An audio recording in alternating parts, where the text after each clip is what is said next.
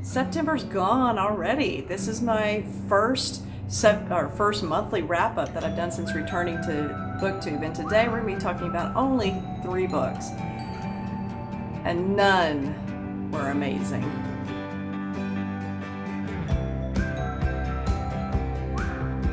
So yeah, September was a little disappointing, I guess. But actually, I seemed to have fun while I was doing it, and I was okay while I was reading. I didn't really think about it. But when I went back to do the reviews and to kind of do the, that old star rating thing, the highest I had was a 3, which for me it was a good book. It was fine, and I probably would recommend it to some people, but only to specific people. But the other ones, not so much. So let's get on and discuss the first book. So book number 1. A story as old as time. Government double dealings, political unrest sitting on a powder keg, international intrigue, organized crime, and a tell-all book. Despite sounding like it could be any story involving royalty or politicians in the past 2,000 plus years, we are actually in 1385 London, which just proves how history itself continues to repeat again and again, despite how we keep telling ourselves we're changing and evolving. Throw in a treasonous book filled with philosophies on how English kings have and will die, and a celebrity, so think of the poet of the moment and its entourage, and you have a burnable book by Bruce Halsinger. What makes good historical fiction? Good historical fiction for me is allowing me as a reader to be fully immersed in whatever era I might be reading about, but not having to deal with the plague, pestilence, or chamber pot plumbing that comes along with it most times. The strongest aspect of this story is definitely the atmosphere of medieval London. It's just oozing with it. You begin in the filth and squalor and desperation of the poorest of London. We are with prostitutes and butchers and orphans. The language is extremely coarse and abrasive. It's rather shocking what they're talking about right from the get-go, but it puts you in the time and place full force and immediately. And just be prepared that we're going to be hanging with these people for quite a while, and we're going to be in those mud-filled streets. And these individuals, well, they're not typical, at least not to us modern-day readers. Another thing historical fiction does really, really well is put us in the forefront and interacting with historical figures, ones that we've read about, ones that have influenced our history in some way or another, and this book is no different. In this one, we actually meet quite a few historical figures. In fact, borderline to the detriment of the story, and this is why. Because when you're talking about historical figures, often you need to respect what we do know about them. And sometimes, to me, it makes for very stale, non-dimensional characters. When you only know somebody's birth date, death date, jobs they did, and people that they knew, but you don't really know them personally, it's hard to create a real character that others are going to believe. I think one of the best ones ever done is definitely from the point of view of Thomas Cromwell in Hilary Mantel's Wolf Hall. But in this one, let me just tell you who all we meet, but none of them feel like full characters. Our fictional characters really bring the story alive. So you do meet John Gower. He's kind of one of the main characters in it. And he's probably one of the lesser known to just general public about medieval poets. But he was a contemporary of Geoffrey Chaucer. And Geoffrey Chaucer is a huge character in this book as well. And I have to say, there were some things that were alluded to about Geoffrey Chaucer that really makes me question my high school education about him. It makes me want to go do some Google searching. So that's on the agenda. Also, there's King Richard II, of course, as I think I mentioned earlier. And then there's some other characters like John of Gaunt, who is the Duke of Lancaster, and he's the uncle to King Richard II. And then there's Catherine Swynford, and she is a Duke of Lancaster's basic bit of stuff. I think eventually she becomes his wife. Yeah, I'm pretty sure. But, and this time, just a bit of stuff. There are several more throughout that are just dotted. You also get to spend a lot of time, as I was saying, also about several fictitious characters. And these are the ones that are written very well-rounded. You really get a feel. One particular character who I wasn't paying a lot of attention to at the beginning of the book really became integral, and what they represented in the story. But this is where it gets to be a little bit over the top. The book is 465 pages, and there are too numerous to count plots, counterplots, alternate plots, characters, timelines. It did at times get confusing, and I kept trying to figure out those historical figures because they all kind of sounded the same.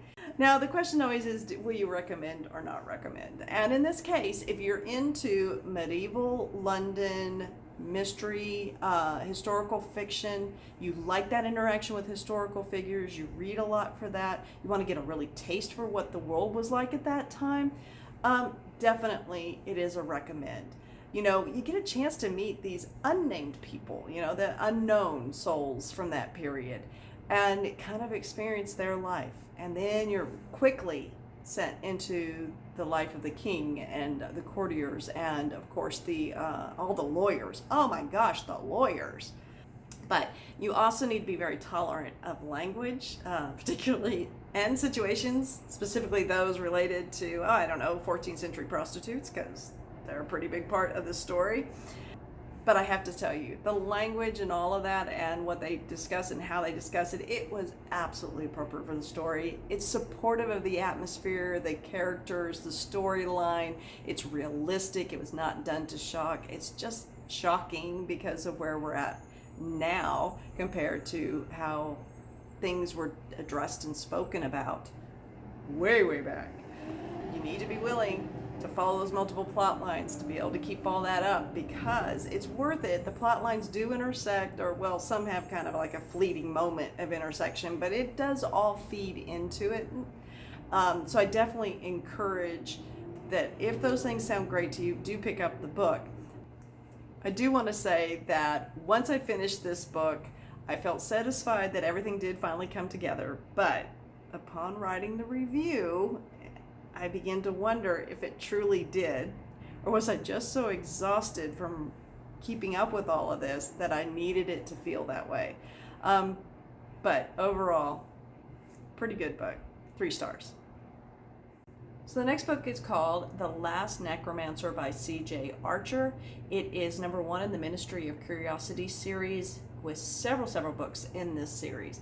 I didn't do very well for series September. I started 3 series, 3 more, instead of like reading series I already had. But you know, I didn't realize the Burnable Book was a series, and then of course I knew this one was, and then the next one as well, but oops, didn't do so well. So basically we meet up with Charlotte, who is a necromancer, but she only discovered her abilities when her mother passed away, and when she died, somehow, and she doesn't even know how she did it, she kind of raises her mother back from the dead. Well, this does not go well, and does not go over well with her father, who is a preacher of some sort, who immediately sees it as the sign of the devil, and you know, he cast her out. Of course, the mother passes on and continues, you know, is dead, but now she finds herself in Victorian England, out in the world, unprotected, young girl, and quickly finds out that that's probably not going to be the best way to be surviving. So she quickly kind of takes over the persona of dressing and acting like a 13-year-old boy. And this continues for 5 years. So when we meet her, she's been on the streets for 5 years as Charlie. So she's gone from Charlotte to Charlie. So Charlie's been caught thieving and is in a prison, and is just about to be assaulted by 2 really gross, disgusting fellow prisoners that would take advantage of a 13-year-old boy. Really lovely. But there is a third prisoner who kind of comes off as if he was a gentleman, but he's just a drunk. He's probably one of the, it's that classic gentleman, beats himself up. They're drunks, they're unreliable. But he tries to defend Charlie and ends up getting killed in the prison. Charlie then animates him or whatever, and kind of uses him to get out of the prison. And ultimately, there's a story about that happens, and this Lincoln Fitzroy becomes aware of the story. Now, he is the leader of the Ministry of Curiosity, and he's already aware of a female necromancer, but now he hears about this boy who might have the same abilities. So he ends up going and basically having Charlie kidnapped so that he can find out more, assuming that that boy would know something about the female necromancer. And it's two of his sidekicks that kidnapped him, and Fitzroy brings them back, and they are at this large mansion, very what you would expect, large Victorian dark mansion, estate, and that's the base of the Ministry of Curiosities. So the point of the Ministry of Curiosities is to protect, in this case, it's going to be Queen Victoria, but I think it's just to protect from paranormal, unexplained things. I kind of was thinking at first like Mulder and Fox and Mulder from the old, what was the name of that series? X-Files, type thing. But then it goes quickly, not in a good realm. Sounds like a great premise. So, Charlie is an interesting character who eventually becomes Charlotte again. I'm not going to go into tons of things, but what I saw happening and what I didn't like was I was enjoying the banter, I was kind of enjoying the relationship, suddenly just realized and dawned on me this young girl is being kept against her will, and she repeatedly says she's not going to help them. Fitzroy wants her to help them catch somebody that has mentioned that they're looking for a necromancer, and there's all this illusion, but the problem is that I don't get a whole lot of information about the baddie that we're supposed to be working towards. Instead, it's a lot of him finding out her identity. And when he finds out that she is a girl, there's moments that are just so awkward, and it turns into that situation where he is so obsessed about his job and he thinks no matter what he does, it justifies. Just like he tells her over and over how this baddie is going to want to find her, right? To use her powers. But he's going to protect her. So Fitzroy keeps saying that over and over, how he's protecting her. But he's protecting her by keeping her against her will. And he also, at one point, to teach her a lesson, puts her in harm's way so much that she's almost raped. And if you had to think about how tragic that would be for her, the experience, even if it didn't completely happen, he shows up and kills the guy. But you want to know what else? He actually paid that guy to try to scare her back to him to get her to do what he wants her to do. But yet, he's protecting her. And I personally have problems with stories like this because this is a YA. And young girls, anyone, young men reading this story are being told that if somebody tells you over and over, I'm doing this to protect you, then it means they can do anything because they're protecting you. And that's dangerous. And I didn't like it, and it put a terrible taste in my mouth. Such a loose, weird, it's like, I think it spent too much time introducing Charlie, like literally, because they would go and find information about her and kind of put the story together, that they didn't spend any time on the actual mystery. And then the mystery felt forced, and it felt lazy, and I hate to say it. I mean, I know this is about necromancy, and I mean, that's pretty far-fetched, but who the villain is just puts it over the top. Like, I got to the point where it's like, this is too much. So ultimately, what really made me upset about this is that I didn't like the message that it kind of says. I don't like the leeway it gave Fitzroy to behave the way he did. She, for being on the streets for 5 years, didn't seem as... She just seemed like she was ready to fall in love a little too quick and follow whoever. And it just, that wasn't, I mean, she's been done very badly multiple times by men. I would think that the trust factor would never be there. So I will not be continuing with this series. But if you like the premise, the kind of Victorian mysteries, a little bit of darkness, and that steampunk kind of feel, I definitely would suggest go read Veronica Speedwell. I've read the first book, really enjoyed it. I don't know about the series, but I know about that first book, and that's more what I was hoping this was going to be, and this is not. So, very disappointed with this one. And finally, we're at the final book of the month, which was At Home in Medford by Jan Karon. Now, this book is a darling. People adore it. They are reading the whole Medford series, A Year in Medford with Kate Howe, who I absolutely adore and love. But this was actually picked up because it was a buddy read with Fiona over at Reads and Eats. We do one every month, and she chose 3 books, and this was one of them, and I thought, great, I'd love to go ahead and give this series a try. It is quite a lengthy series, and it's obviously a very well-loved one. I mean, it has thousands upon thousands of reviews, and it's highly rated on Goodreads. So it's a quaint book about a very idyllic small town in the mountains of North Carolina, and the interactions of a 60-year-old Episcopal priest as he visits members of his church and some neighbors, and just kind of having interactions with them.